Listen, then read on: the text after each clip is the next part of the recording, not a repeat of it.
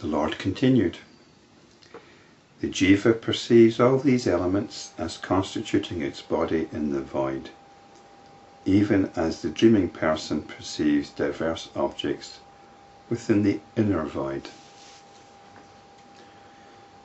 The void then is like the blank canvas which contains the drama.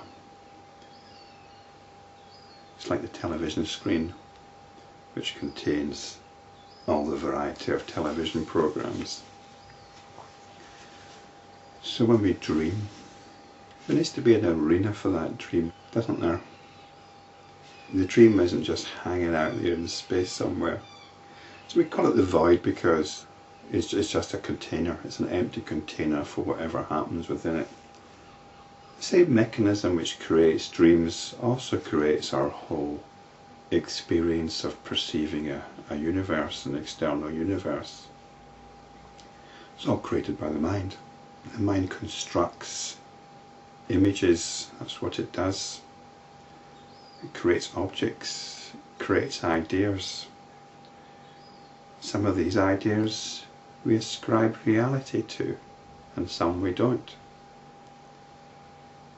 The ones we ascribe reality to are the ones which we normally categorize as being awake, and the ones that we don't ascribe reality to, we consider them to be dreams, only dreams, just dreams. This is true even today. The cosmic consciousness or the cosmic being perceives the universe of diversity within itself, even as the dreamer perceives diversity within himself. So the cosmic consciousness or the cosmic being, well, this is us. This is us. Can't be anybody else. The cosmic being is not a notion. We experience diversity. We experience it out there. We experience it in here, in our dream world, or even in just our mental landscape. The jiva thinks of himself as Brahma, Vishnu, etc. But all this is nothing more than thought form.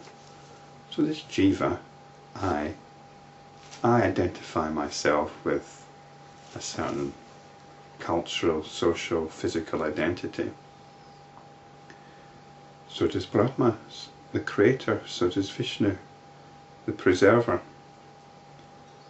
And the extent to which they say, I am Brahma or I am Vishnu, is the extent to which they are deluded. So this jiva, this I, identifies with a particular identity. It could be a human identity, it could be the identity of a god or a demon. But this is just a notion, a thought form. However, this thought form conceives and perceives other thought forms and experiences them. The sole reality in all these percepts is the primary concept known as the egosense, which arises the very instant consciousness conceives of an object within itself and thinks it perceives it, obviously as its object. So as soon as you start thinking that you're a self, an ego, as soon as you start thinking there's a me here experiencing something out there, well then you're caught up in the whole process of delusion.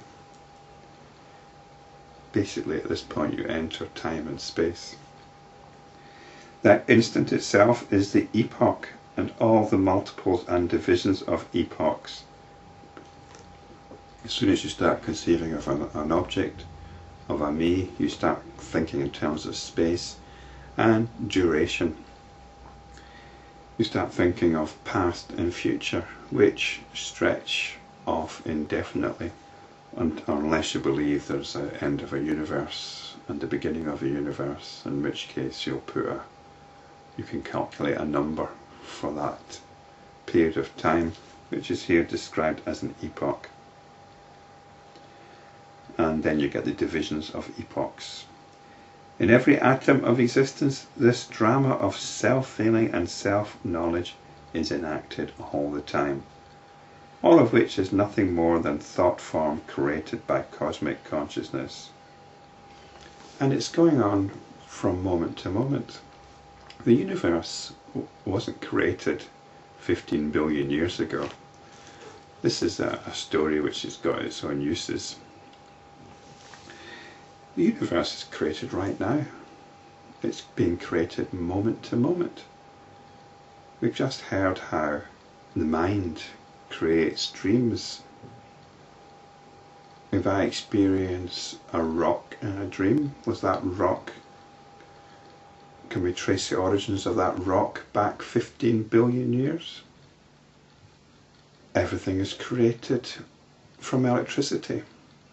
This sounds a bit strange to say that, but this is a scientific story. The senses only give us electrical signals. When we think we perceive something through the eye, it gets translated into electrical signals which get transferred down the optic nerve into part of our brain.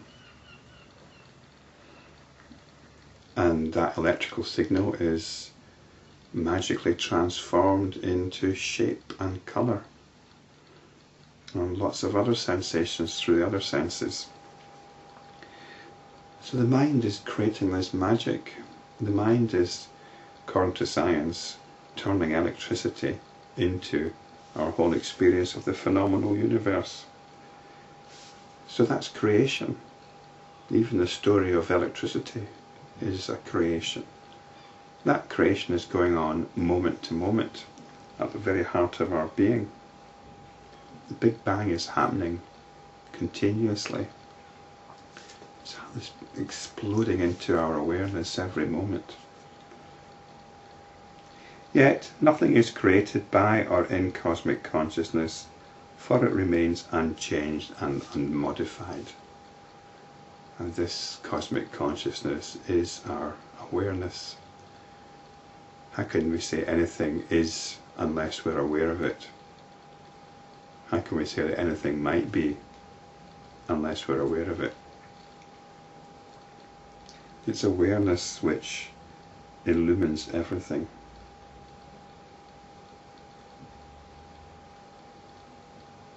And it can only illumine that which is non-different from it.